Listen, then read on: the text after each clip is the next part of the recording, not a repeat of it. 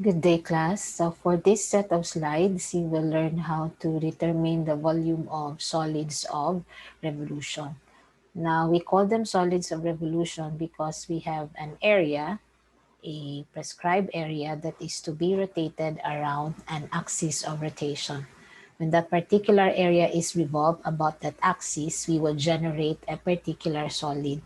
So what that volume of the solid is the thing that you will learn how to calculate and determine in the following slides. So that's our goal. But specifically, this is your learning objective for this set of slides. You will find the volume of solids of revolution using the disk method, the washer method, and the shell method, all of which will be able to determine the volume of the solid that is being generated. And the tool that you will use here is the definite integral. So you will determine the volume of the solids generated using a definite integral. Now, these are just a few of the many industrial applications of finding the volume of solids, especially if the solid is irregularly shaped. So for this one that you have here on the leftmost part, you have this one as the disc, and you have this one as the cylinder. And here you have a cone, you have a smaller cone, and you have a bigger cone, and you have another disc here. Here you have a cylinder, and this one is another irregular solid. Okay, so a combination. This one is a cylinder. You have a cylinder here, but this one is a combination of a cylinder in this particular solid here, which is curved on this particular uh, side or sides. So in integral calculus, you will learn how to determine the volume of the solids if given the bounded area which is to be rotated on the axis of revolution. Now let's move on, and we will start with the disk method. I'd like you to think of a disk as if you are slicing sweet potato, and the things and the slices are comparable to this. So they may not be most of the time circular, but in this case, your disc is not a perfect circle on its face. But nonetheless, this is still a disc. So this is how you envision the volume of the solid that is to be generated when a particular area is revolved around an axis of revolution. So this is, for example, your disk. And if you want to determine the volume of this disk, that would be the area of the circular face and the thickness. This is the thickness. So the area of the circular face we know to be pi r squared, and the thickness will be this one. So if it's represented in terms of differentials, the differential of the volume of this particular disk is equal to the product of the area of the circular face times the differential thickness dx. It's dx because it's parallel to the x-axis. So in orientation, we know that this is our x-axis. But when we determine the volume of solids using solid of revolution, or specifically the disk method, we are summing up, or we're adding all these disks that are being formed, and the sum would be the corresponding volume of the solid generated. In particular, if, for example, this particular blue shaded area is rotated on the x-axis. By the way, in all our orientation, the blue line is the axis of rotation. So if you don't see any blue line and you get to see this particular symbol here, then that's where your axis of rotation is, or that is the axis of rotation. So in this case, if you're going to use this method, the differential element, I'd like to call this the differential element, is perpendicular to the axis of rotation. Whether it's right on the axis of rotation or not, but it should be perpendicular to the axis of rotation. So when we speak of perpendicular, it makes a 90-degree angle on that axis of rotation. Now, why use um, dx for your differential here, not dy, because we know that our element has to be perpendicular to this axis. That's one reason. And the other one, you have to see that the boundary that was set are x coordinates. So if the boundaries set are x coordinates, then the differential that should appear in your volume of the solid that you are to write up will be based on this particular set boundary, and that should be the dx. So if I will have to annotate here for your differential element,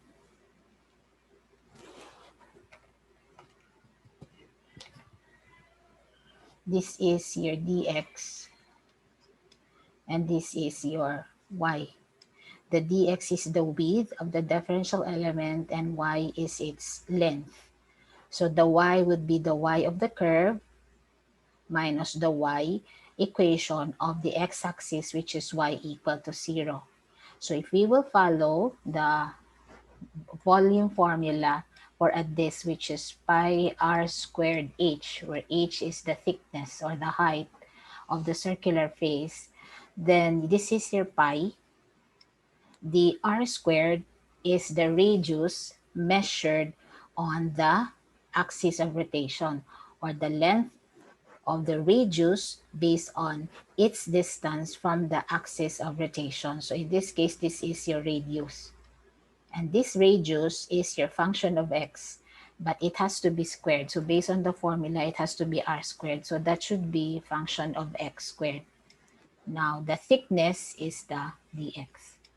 So this is how you determine the volume of this solid based on the volumes generated by this particular differential areas or differential strips.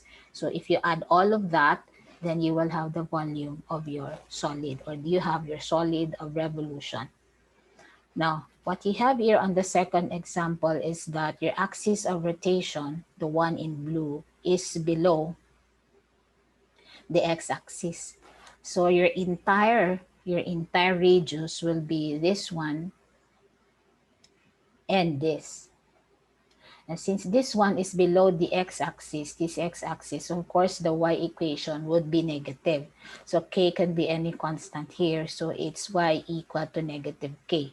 But if you have to write the volume of this particular blue area when it is revolved on the axis of rotation, this one, the blue line, then the radius that we're finding here would be the f of x plus this one. So it has to be positive. You cannot write the negative because that would make it like this one minus this. And that would not be the radius.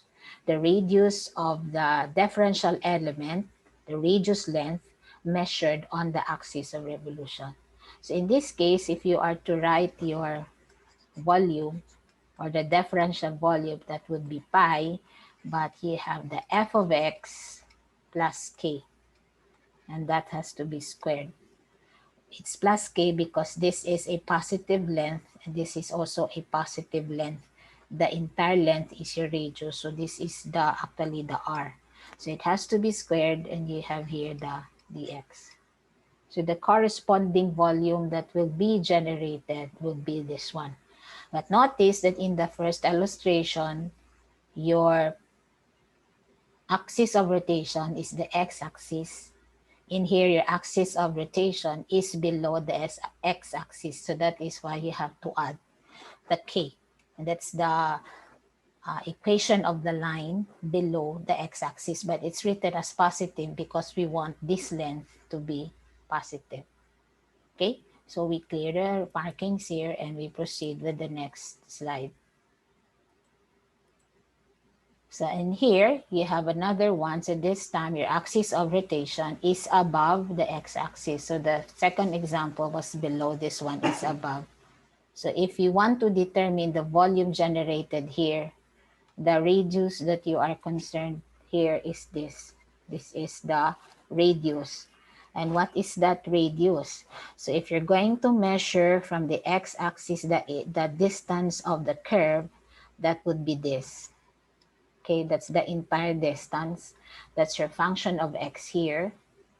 And then if you subtract the equation of this axis of rotation in reference to the x-axis, that's your y equal to k. So this must be the k. Therefore, it is very clear that the radius, the length of the radius that you are to measure from the axis of rotation is your function of x minus k. Then you have to square it. So this is your radius, which is being squared. And this is your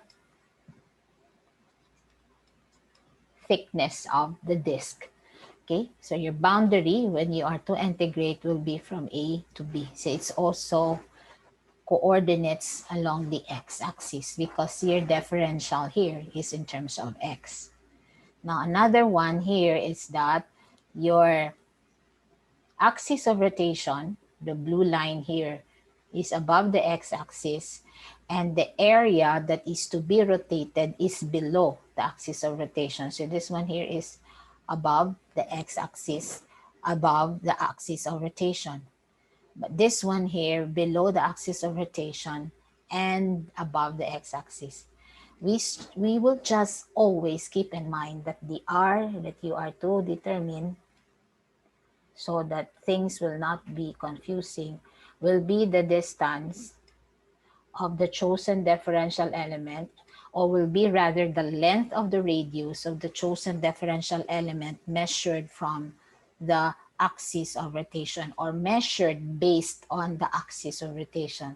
So this r is to be measured from the axis of rotation.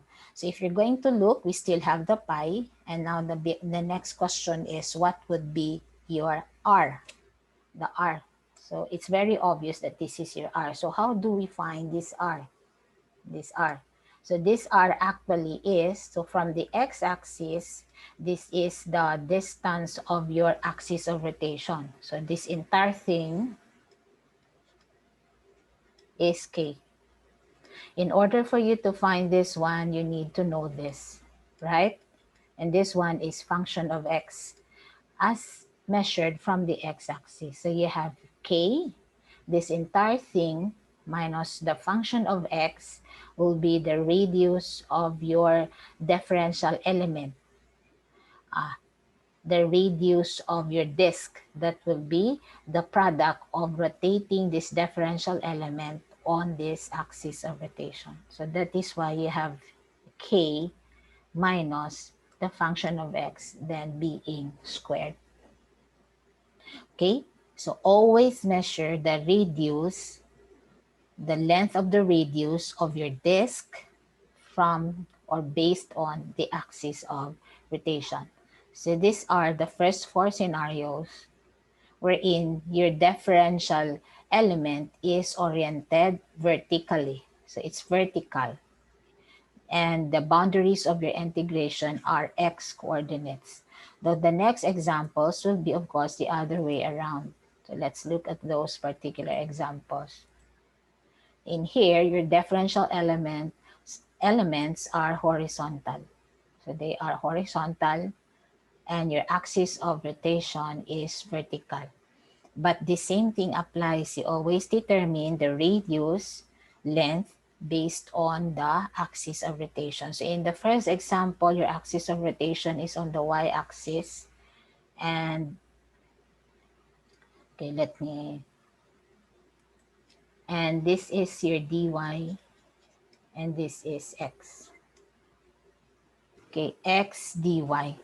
So in here, instead of having f of x dx, now we have x of y dy. So the expressions that we will be integrating will have the variable y, not x, but still we'll have pi r squared. So our r is the x of y. We are to square it, and then our thickness of the disk, which is dy. Of course, your limits of integration would be from c to d. Now, in the second example, your axis of rotation is on the left side of the x-axis. But or rather the y-axis, the vertical axis. So the radius that you are to measure here will be this entire thing. This is your radius. So if measured from the y-axis, this is your x of y. And measured from the y-axis, this is actually negative k. As you could see here, negative k. But since we want the positive value that way, we will have the entire length, which is the r. So your radius now will be x of y plus k. This is the k, and this is your x of y. The x of y of the curve. You have to square it. That would be the length of the radius of your disk measured from the axis of rotation. So pi times the quantity x of y plus k squared dy. Now in here, your axis of rotation is on the right side of the y-axis. So this is your r. So your r would be, so this entire length is your x of y. You only want this length, you only want this, so this would be subtracted from it. So this is k. Let's say, for example, if this is k, it's here, here is k. So this r is actually x of y minus k. Then you have to square it. Then you have the differential of y. Now for this one, your axis of rotation is on the right side of the vertical axis. Okay, it's on the right side, but the area is right on it. Okay, so this is the area that is to be rotated, and its orientation is right on the axis of rotation. Now in this case, the same thing, you measure the r based on the axis of rotation, and the representation of the axis of rotation and the equation of the curve will be based on the y-axis. So we have the entire distance. The entire distance from the y-axis of the axis of rotation is the k. This is your k. And for you to get this one, you need to subtract from it the x of y. So the entire distance, which is k minus x of I, will be the r. So x, you have k minus x of y, which is squared, is now your r squared multiplied to pi, and you have here the dy. So it's not always that your differential element is vertical. It could be horizontal, because your differential element, when you're going to use this method, is always chosen that way it is perpendicular to the axis of rotation, whether it's right on the axis or not, as long as it is vertical, as long as it is perpendicular. So let's clear drawings and have a specific example. So in here, in example 1, you are to find the volume of solid obtained by rotating about the x-axis. So this is our x-axis, the region under the curve y equal to square root of x. So this is the curve y equal to the square root of x, bounded by the coordinates, the x-coordinates 0 to 1, or from 0 to 1. So since this is your axis of rotation, you can easily determine the volume of this solid generated when this area is revolved around the x-axis by choosing a vertical element that is perpendicular to the axis of rotation. So you have a dx here,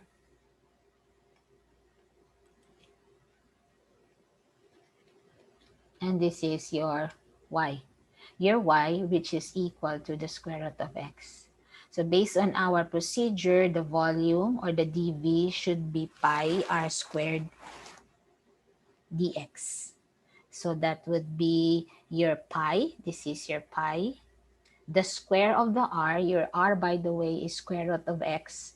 So when you have it squared, then that would be x. So you have your x dx. Your limits of integration is 0 to 1. As you can see here, it's bounded by the x coordinates 0 and 1, or it is to be measured on the boundary 0 to 1. So the rest is just your mathematics. So you have to use power rule here, and substitute the limit. So you will have pi over 2. So the correct units here will be cubic units because we are determining this time not the area but the volume. Very easy in this case. So let's clear our markings and let's go to the next example. Another example here this time is when your axis of rotation is vertical. In this case, it's the y-axis. So your differential element chosen has to be horizontal. So this is your dy and this is your x. And since this is horizontal, your limits of integration would be y coordinates. So it would be from 0 to 8. So if you read the problem, you have to find the volume of the solid obtained by rotating the region bounded by the equation y equal to x cubed. So this is your y equal to x cubed curve. The line y equal to 8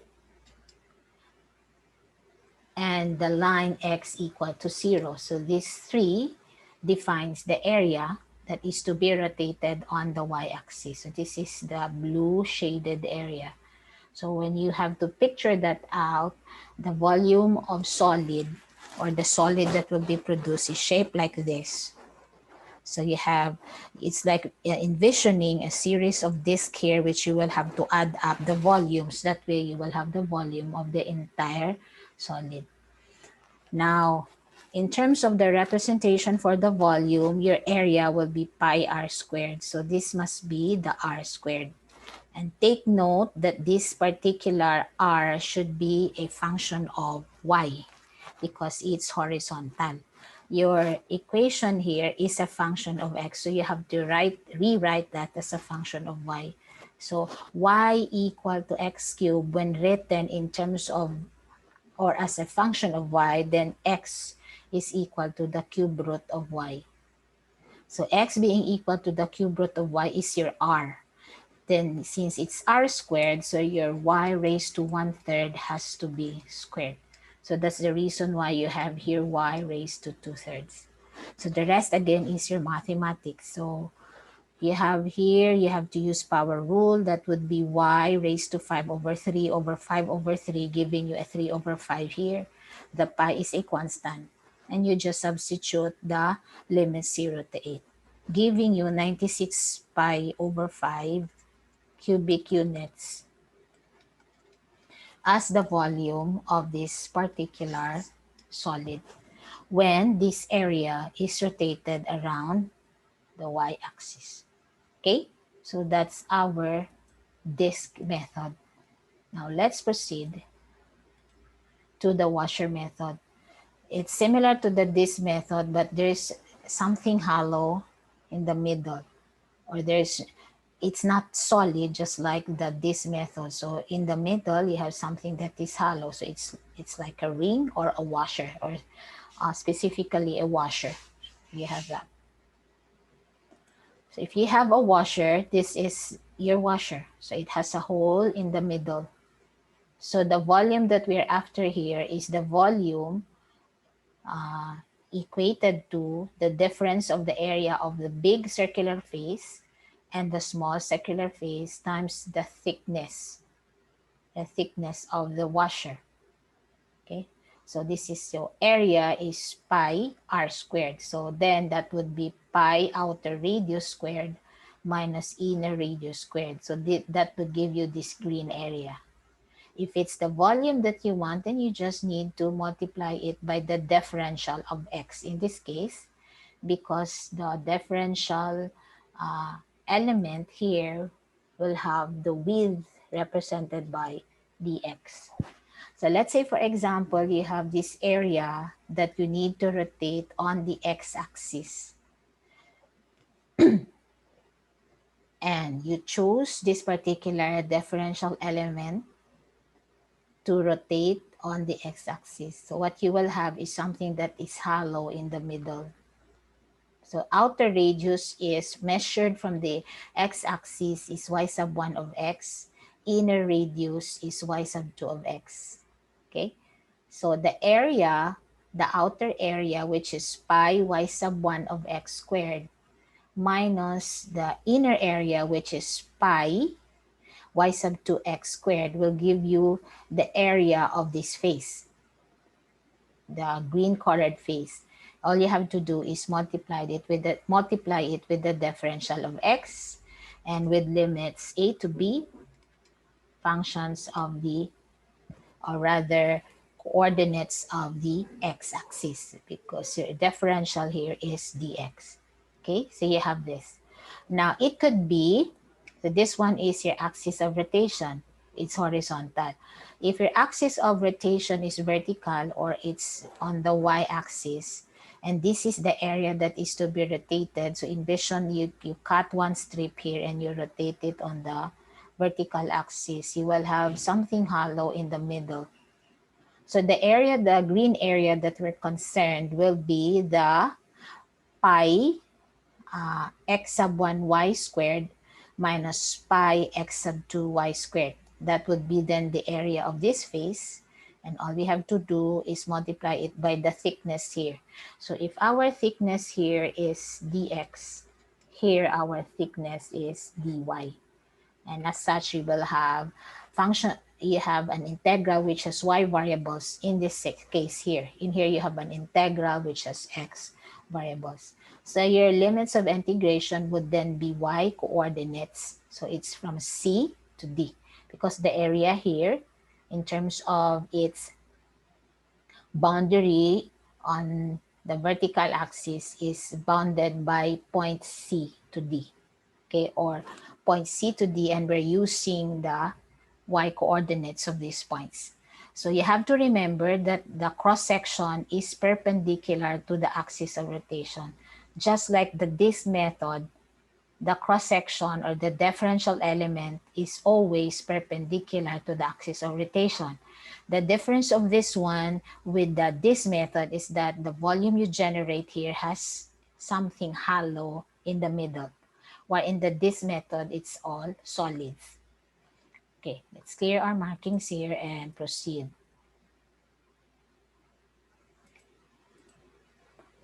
So let's take this third example. Find the volume of solid form by revolving the region bounded by the curve y equal to the square root of x. This is, by the way, square root of x, and y equal to x squared over the interval 0 to 1 about the x-axis. So your axis of rotation is the x-axis, and this is your boundary. So let's see.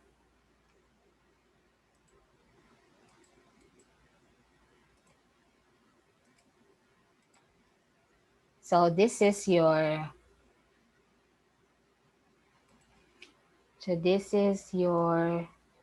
curve y equal to the square root of x, and this is your curve y equal to x squared. So if it is to be rotated, so you see the boundary is 0 to 1.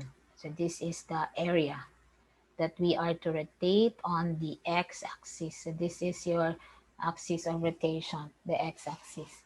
So if you're going to use the washer method, the differential element should be perpendicular to the axis of rotation. So then its orientation should be vertical. So this is dx and this is y.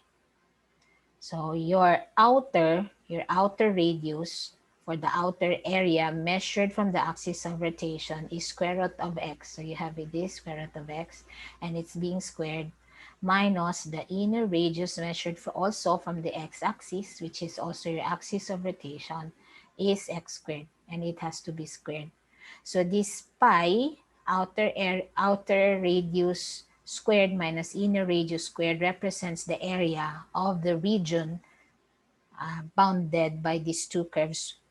Okay, the face of that region when rotated around this particular axis. The thickness is dx. So you have here already the limits 0 to 1.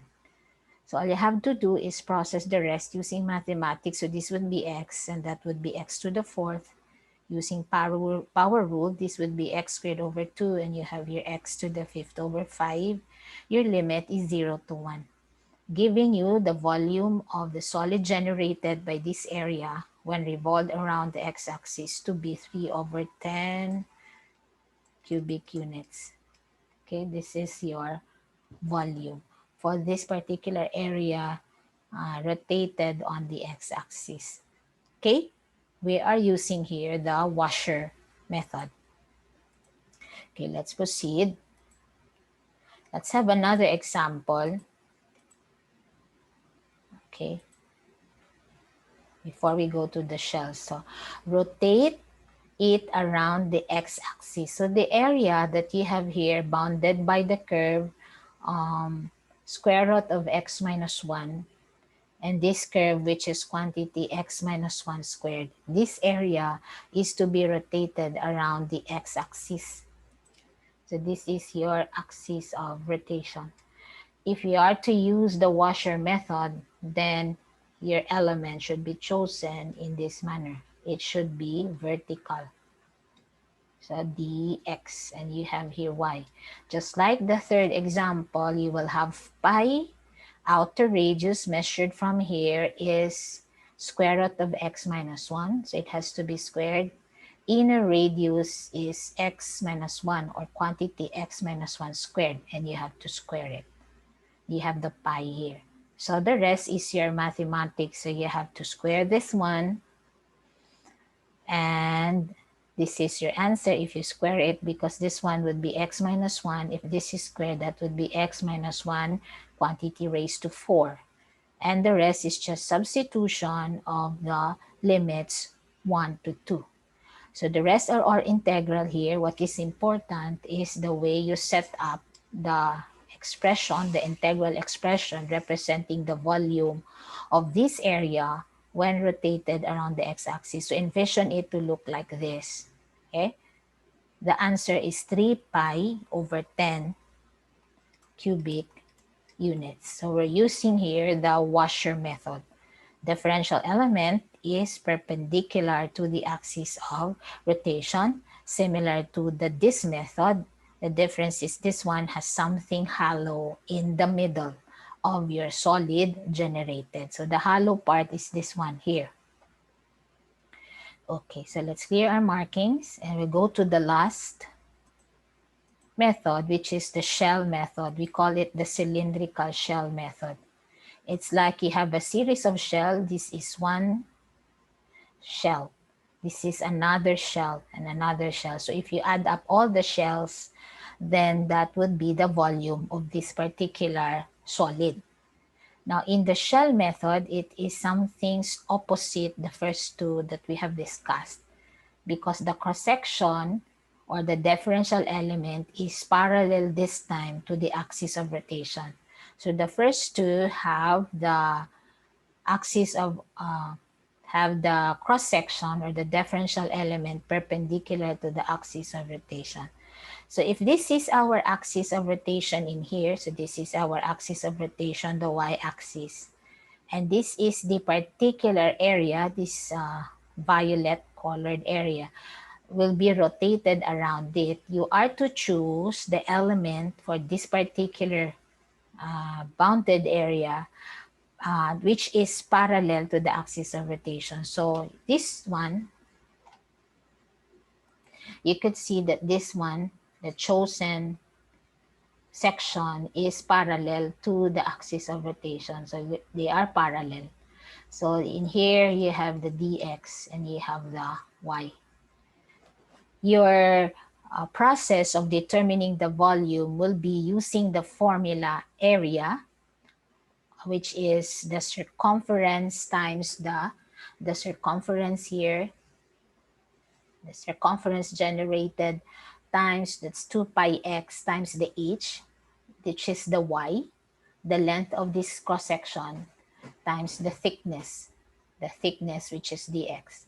Again, so your volume here will be the area, and the area will be the circumference here, which is 2 pi r. We know circumference is 2 pi r 2 pi x in this case, multiplied to the h, the height of this element, which is y in this case, times the thickness. So you will have a series of shell. This is one shell here, one red shell, and this one is your blue shell, this is your brown, orange shell, then you have the green shell, and so on and so forth. So you add up all the shells, that would be the volume of this cylindrical shell. So actually, it's a cylindrical shell because it's a cylinder that is hollow, just like your washer. Okay, so recall the formula. So your volume formula here will be 2 pi r times the h, which is the length of your differential element, times the thickness. Okay, that's your formula. So the 2 pi here is fixed.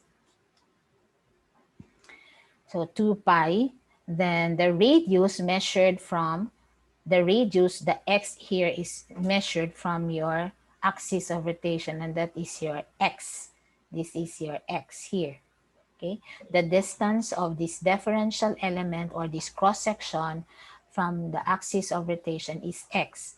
Then you will multiply it by the length of this cross section, which is y. And then you will multiply it with the thickness, which is dx.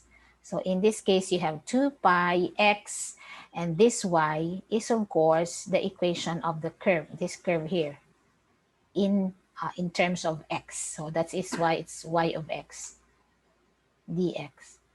So since you have your area bounded by x coordinates here, so this is how your differential element was chosen, dx. dx parallel to the axis of rotation. So you have 2 pi times the integral from a to b of x times y of x dx. Now you have here another example. This is the area. This one is the area. This one is another example. This is your axis of rotation. So you choose your cross-section or your differential element parallel to the axis. So this is dx, and this is your y. The distance of this particular differential element or cross-section from the axis of rotation is your x. And this is your y. Okay, your y will be the difference of the y of the upper curve minus the y of the lower curve. So you could see here 2 pi x. So you could have here the x, and then your y here, this is a simple y, but because your area is different than this one, it's your area here is right on the x-axis, while your area here is above the x-axis. So you have to get the y here in terms of the entire y of the upper curve minus the y of the lower curve. So that would be the y of this cross-section. So y sub 1 of x minus y sub 2 of x. So what is fixed if your axis of rotation is the y-axis, or vertical is the expression 2 pi x. 2 pi x, then it will differ only on the y of x expression. So you will have a simple y of x if it's right on the x-axis. You will have a different y of x if it's above the x-axis. Okay? Your limit of integration is from a to b. Okay, so let's clear our drawings, markings. And let's proceed with this particular specific example.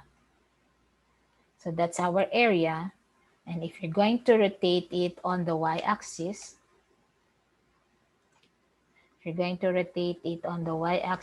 particular area, this will be the volume of the solid generated.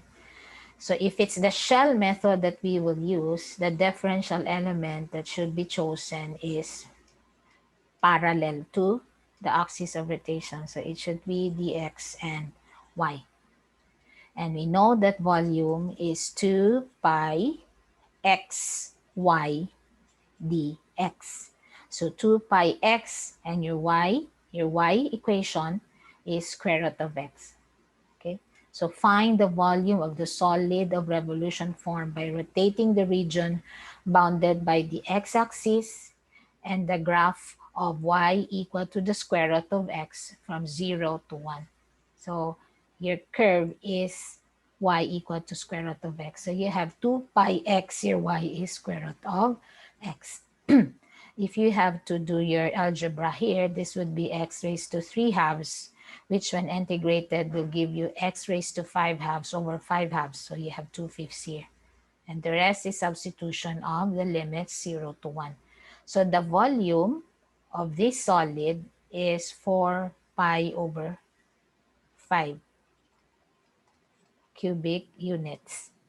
Hi, we're using here the shell method. Now let's proceed. We'll have this 6 example. Find the volume of solid of revolution formed by rotating the finite region bounded by the graphs of this one. So you have seen already this particular area bounded by these two curves, but this time you will not rotate it on the x-axis, but you are to rotate it on the y-axis. So this is your axis of rotation, and this is the area to be rotated. So you will have to choose, if you want the shell method, you will have to choose a vertical strip. So you have dx and y. It's a vertical strip because in the shell method, the cross-section or the differential element should be parallel to the axis of rotation. So the same procedure, volume is equal to 2 pi. So in this case, this would be still x, and you have y, and you have dx. So that would be it. So 2 pi, you have x, this is your x, and you also have your x here, but the y that we're talking about here is the y of the upper curve, which is square root of x minus 1, minus the y of the lower curve, which is the quantity x minus 1 squared. So if this is simplified, actually, it would be written like this. So you have 2 pi x times the integral from 1 to 2 of the square root of x minus 1 minus the quantity x minus 1 squared dx. So in here, it was just written in protracted form. Okay, this one was this substitute multiplied to this one was multiplied to this, and they were separated. Now the rest of the procedures here is just a manner of simplifying the integration process here, because this one, if you're just simply going to use pure technique without having to rely in your calculator, would be difficult to integrate. So you have to use the substitution method. So if I will proceed, so if you use the substitution method, by the way, that's the volume generated when this area is rotated around the y-axis. This would be your substitution equation. So all the x minus 1 will be represented by the u. Okay, you have the u here, and your x will be the u plus 1. So in the first part here, your x is u plus 1, quantity u plus 1, and the square root of x minus 1 is the square root of u, because your x minus 1 here was set to u. Okay, anyway, this one was already discussed in midterm. So this is algebraic substitution. But if you do the process of integration, the volume of this solid of revolution would be 29 pi over 30. If you have your calculators, they can process the integral of this right away without having you to do the substitution technique, because you have a definite integral.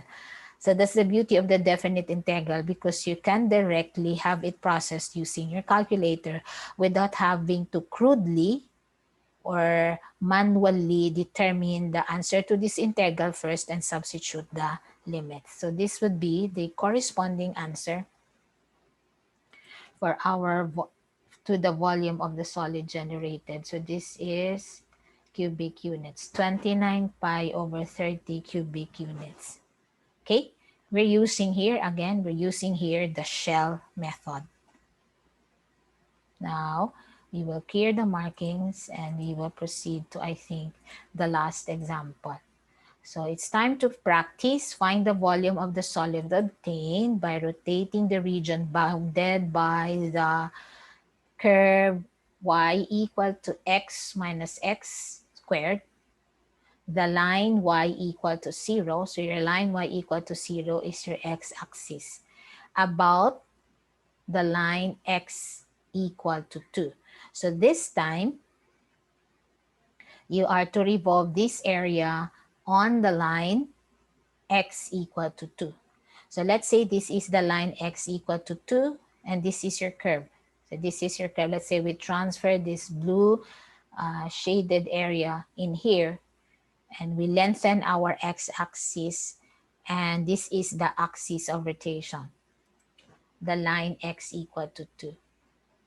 Okay, so how do we determine the volume now of this particular solid? So this is the solid generated actually when this curve is rotated around the line x equal to 2. So this is the volume, this is the solid generated. Now remember that you will always choose correctly your cross-section or your differential element. So the differential element here chosen is the vertical element. So this is dx and this is of course y.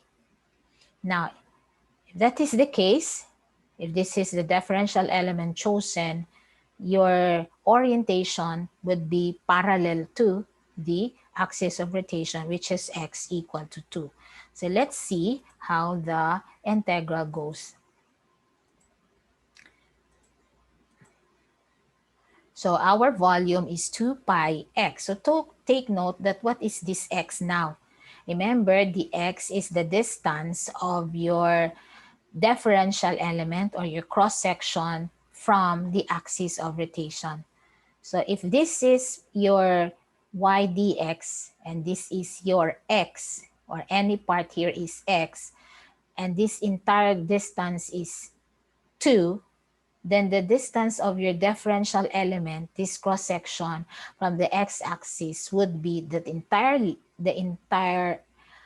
2 units from the y-axis, because your axis of rotation is x equal to 2 minus the x distance of this particular cross-section. So it's like, in this case, if I will annotate, you are getting, so the entire distance here is 2, because the equation of your axis of rotation is x equal to 2. Now, that's your distance of your axis of rotation from the y-axis. But we want the distance of the differential element or the cross-section from the x-axis. Now, if this is arbitrarily your chosen element or cross-section, its distance from the y-axis is x. So there you have here x. So it could be any x of this curve. So the distance then of this particular cross-section from the axis would be this 2 minus this x. So you have now 2 minus x. So this one is your 2 pi in our formula. This one is our x, the horizontal distance of the cross-section from the axis of rotation. Then we have the y. Our y is the equation of the curve, and that's the length, the height of our cross-section or our differential element. So this is our y, and we have the dx. So if we substitute everything, so you have 2 pi, you can place it before the integral, and you will have this expanded. So you will have an x cubed minus 3x squared plus 2x dx. So a simple power rule will be able to determine the answer for the volume of the solid generated. So our answer is pi over 2 cubic units for the volume of this solid generated when this particular shaded area is rotated on the x equal to 2 axis. So this is different than the first two example on the cylindrical shell method because your axis of rotation is not right on any of the axes in our Cartesian plane. So it's away from in this case, the y-axis. So it's your x equal to 2, 9. Okay, so this is our answer for this particular problem. Okay. Now last, so time to practice again. So find the volume of solid obtained by rotating about the y-axis. So we will rotate about the y-axis, the region between the line y equal to x. This is your line y equal to x and your curve y equal to x squared. So your y equal to x squared is this, okay? And your line y equal to x is this. So actually, you will just have to get the area of y equal to x, so your y equal to x is this one. And the curve y equal to x squared is this. So the area that we are to rotate is this one. So if it's rotated around the x-axis, this will be the volume generated if we'll use the shell method. Okay, we will use the shell method because the differential element that we'll choose is parallel to, or sorry, this is dx, is parallel to the y-axis. So your volume would still be 2 pi x, that would be x, y, dx. So let's proceed. Let's see how it goes. So it's 2 pi x, then your y would be the upper curve or function, which is x, minus the lower function, which is x squared.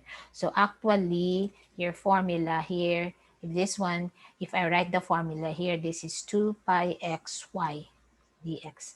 The y is this y, upper function minus lower function, as discussed in plane areas. Okay? So your volume then would be a simple case of expanding this. You will have x squared minus x cubed and using power rule. If you use power rule, this will be your answer, and substituting the limits. So the volume of this solid generated is pi over 6. So pi over 6 in that case, cubic units. So these are the 3 different techniques that you can use: the washer, the disc, and the shell method in determining the volume of solid generated when a particular area is rotated on a specified axis. Okay, let's clear the markings here. Should you have any questions, feel free to drop it in the comment section where this one will be posted later on in your Canvas. Thank you for listening, class.